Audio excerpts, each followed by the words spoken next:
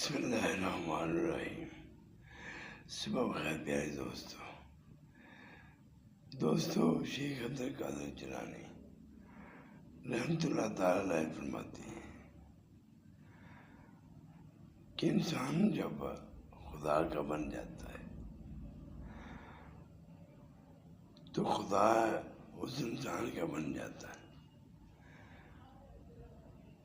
یعنی کہ اللہ کے بننا، اللہ کے احکام کے مطابق، اس کے حکم کے مطابق جو انسان چلتا ہے وہ اللہ کی ذات کا بن جاتا ہے اور اللہ اس کا بن جاتا ہے، اور جس کا خدا بن جائے اس کی تمام مشکلات دور ہو جاتی ہیں۔ اللہ ہم سب کو توفیق عطا فرمائے۔